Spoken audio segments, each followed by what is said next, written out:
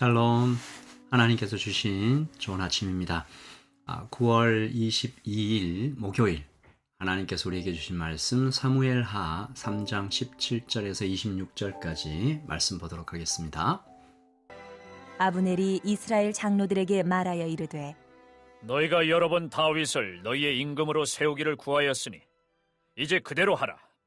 여호와께서 이미 다윗에 대하여 말씀하시기를 내가 내 종 다윗의 손으로 내 백성 이스라엘을 구원하여 블레셋 사람의 손과 모든 대적의 손에서 벗어나게 하리라 하셨음이니라. 하고 아브넬이 또 베냐민 사람의 귀에 말하고, 아브넬이 이스라엘과 베냐민의 온 집이 선하게 여기는 모든 것을 다윗의 귀에 말하려고 헤브론으로 가니라. 아브넬이 부하 20명과 더불어 헤브론에 이르러 다윗에게 나아가니, 다윗이 아브넬과 그와 함께한 사람을 위하여 잔치를 배설하였더라. 아브넬이 다윗에게 말하되, 내가 일어나 가서 온 이스라엘 무리를 내 주 왕의 앞에 모아 더불어 언약을 맺게 하고 마음에 원하시는 대로 모든 것을 다스리시게 하리이다. 하니 이에 다윗이 아브넬을 보내매 그가 평안히 가니라.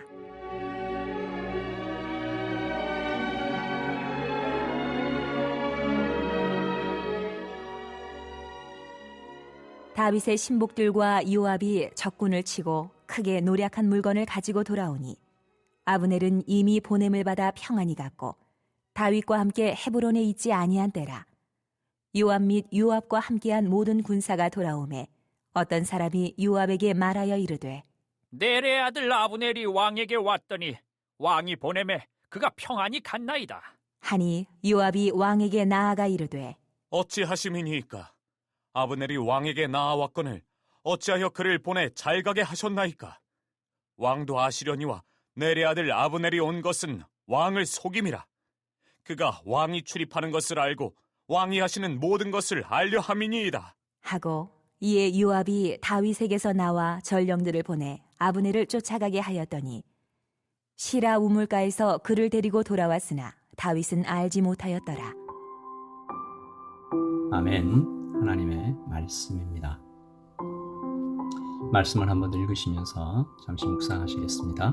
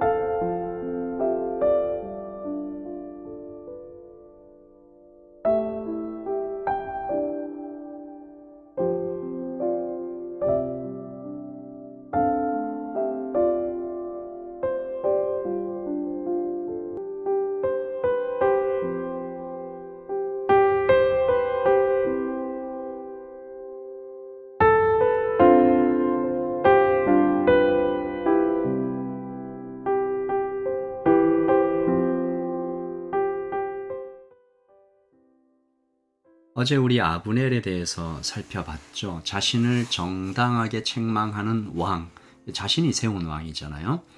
그 왕 이스보셋에게 오히려 분노하는, 선왕 이 사울의 후궁을 범한 자신이 정당하다, 그 정도 할 수 있지, 그렇게 생각해 왔던 거죠. 이스보셋을 왕으로 아예 인정을 하고 있지 않았던 그의 모습입니다. 이스보셋을 오히려 겁박하고 배신하고, 그리고 다윗에게 전령을 보내죠. 내가 이스라엘을 당신에게 넘기겠다 호언장담합니다. 그리고 실제로 오늘 3장 17절부터 이 계획을 하나씩 실행에 옮겨가는 장면들이 계속해서 나오는데요. 이 아브넬이 먼저 장로들을 포섭합니다. 이 아브넬의 말이 아주 교묘한데요. 3장 17절입니다. 아브넬이 이스라엘 장로들에게 말하여 이르되 너희가 여러 번 다윗을 너희의 임금으로 세우기를 구하였으니, 무슨 얘기예요? 너희들이 원했지 않냐. 자신이 원하는 것을 장로들이 원하는 것처럼 말합니다. 너희가 다윗을 왕으로 세우길 원했다. 너희의 소원대로 해줄게. 다윗을 왕으로 세우자. 굉장히 교묘하죠. 그리고 그는 자신의 욕망을 하나님의 말씀으로 포장하기까지 합니다. 18절요. 이제 그대로 하라. 여호와께서 이미 다윗에 대하여 말씀하시기를 내가 내 종 다윗의 손으로 내 백성 이스라엘을 구원하여 블레셋 사람의 손과 모든 대적의 손에서 벗어나게 하리라 하셨음이니. 여러분, 제가 이 장면을 보고 마치 예수님을 광야에서 시험하였던 사단이 생각이 났어요. 사단이 어떻게 예수님께 나아가죠? 기록되었으되 하나님 말씀으로 그렇게 예수님을 유혹합니다. 흔들죠. 여러분, 이런 일이 수도 없이 우리 주위에서 일어나고 있습니다. 가장 무시무시한 싸움이 사실 하나님의 말씀으로 서로 싸우는 일이 아닌가 생각해 봐요. 서로 하나님께서 자신에게 말씀하셨다라고 주장합니다. 물러서지 않아요. 욕망은 거룩으로 포장되고 자신을 가리켜 하나님의 뜻을 이루는 의로운 사람이라고 부르기를 주저하지 않는 두 사람이 만나 싸우면 정말 무서운 것이죠. 이것이 거룩으로 짓는 죄입니다. 가장 거룩해야 할 말씀으로 가장 추악한 죄를 저지르는 거죠. 누군가 이런 얘기 하더라고요. 향수가 썩으면 냄새가 가장 지독하다. 거룩이 썩으면 가장 역한 냄새로 나타나지 않나라는 생각하는 거죠. 여러분, 그러므로 우리가 늘 기억해야 할 건요. 믿음은 또 기도는 내 뜻을 하나님의 힘으로 이루어가는 것이 아니라 오히려 내 생각을 하나님 앞에서 꺾고 굴복시키는 것이 기도이며 믿음이다. 그리고 하나님께서 말씀하시잖아요. 판단하지 말라. 주인 되지 말라. 원수 갚는 것은 내게 맡기라. 너는 다만 사랑하라. 하나님 말씀 그 어디에도 사람을 미워하라 라고 얘기한 대목이 없습니다.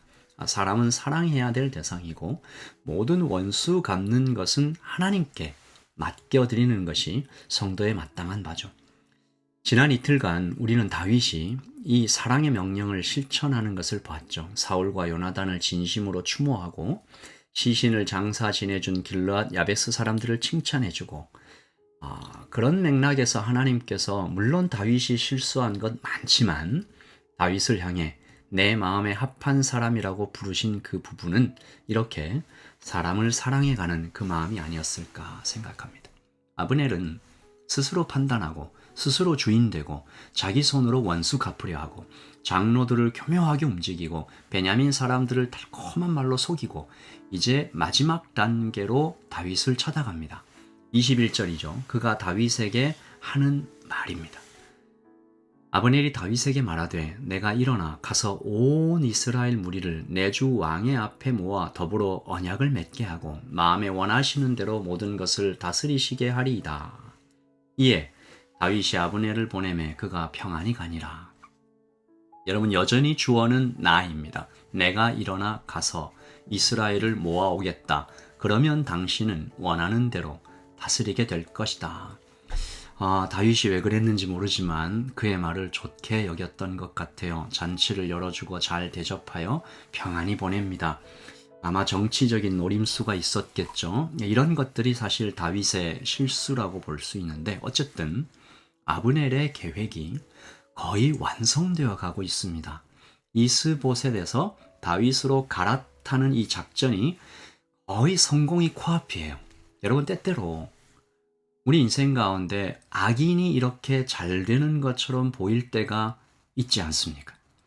그 모습 지켜보고 있으면 정말 속이 터질 것 같아요.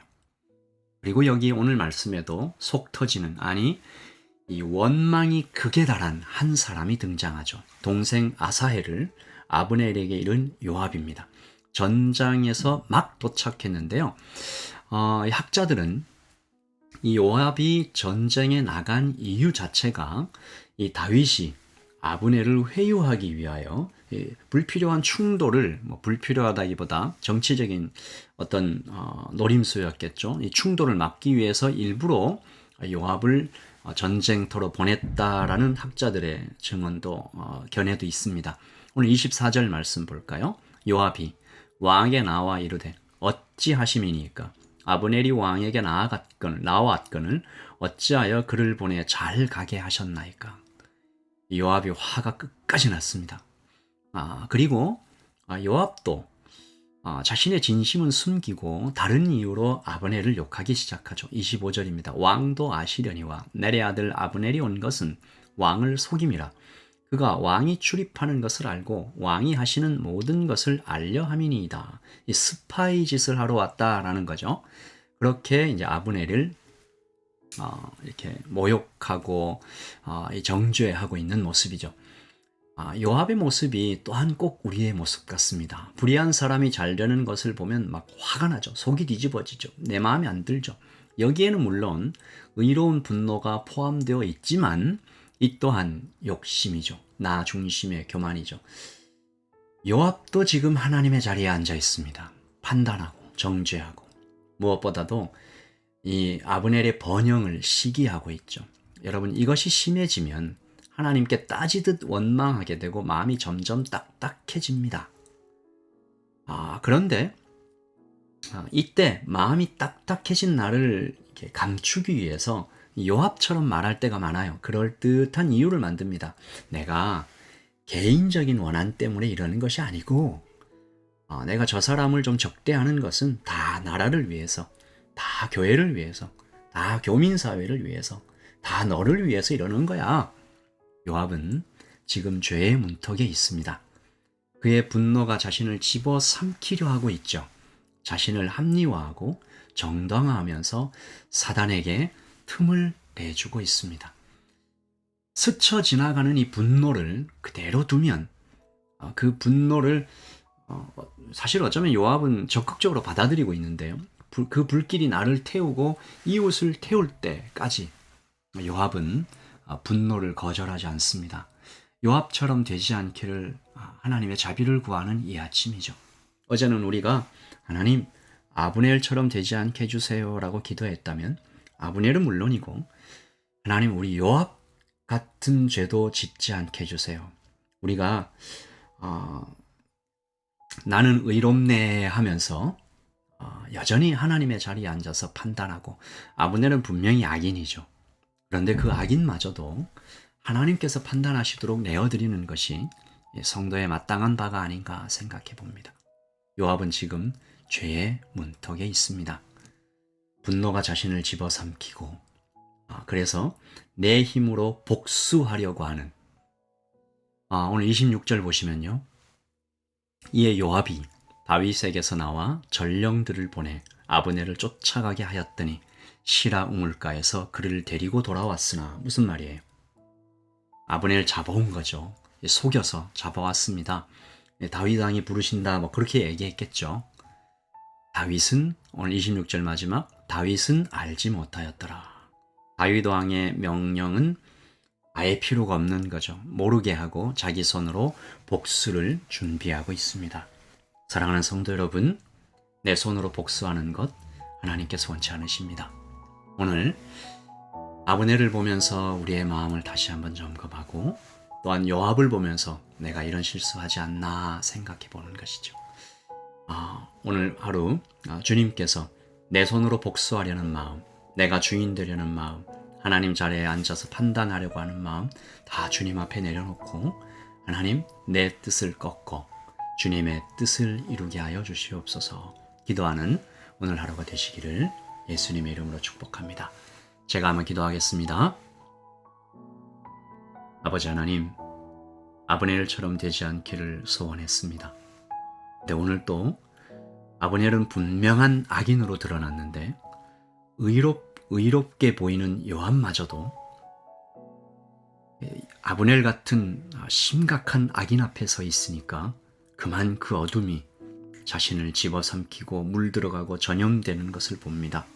요압도 형태는 다르지만 의로운 척하지만 하나님 자리에 앉아서 판단하고 자기 주인 되려고 자기가 스스로 주인 되려고 하고 왕도 그냥 제껴놓고 자기 손으로 복수를 실행하려고 꾀하는 모습들을 봅니다. 아버지 하나님, 우리가 이럴 때 얼마나 많습니까? 나는 의로운 일을 한다라고 하면서 사람을 치고 모욕하고 찍어 누르는 때 혹시 없었는지 주님 앞에 나와 하나님 내 뜻을 꺾고 하나님의 뜻에 굴복케 하는 오늘이 되게 하시고 결코 판단하거나 주인 되거나 내 손으로 복수하는 일 없도록 주님 우리를 겸손케 하시고 낮아지게 하시고 주님 우리를 불쌍히 여겨 주시옵소서. 하나님 아버지, 한국에서 일정을 보내고 있는 우리 두 성도님에게 함께 하시고 그 가족에게 함께 하시고 위로하시며 하나님의 손으로 붙들어 주시옵소서. 오늘 하루 하나님의 손 안에서 겸손하게 아버지 하나님, 하나님께 모든 판단을 맡겨드리며 주님을 따라가는 모든 성도들 될 수 있기를 예수님의 이름으로 기도합니다. 아멘. 여러분, 오늘 하루도 평안하십시오. 내일 아침 금요일에 또 하나님의 말씀으로 여러분 함께 만나고요. 이번 주 주일에는 또 영적 전쟁 두 번째 시간인데 이번 한 주 아침 기도의 하나님 말씀도 다 영적인 전쟁인 것 같습니다. 여러분, 영적 전쟁에서 승리하는 오늘 되시기를 예수님의 이름으로 축복합니다. 하나님 안에서 평안하십시오. 샬롬.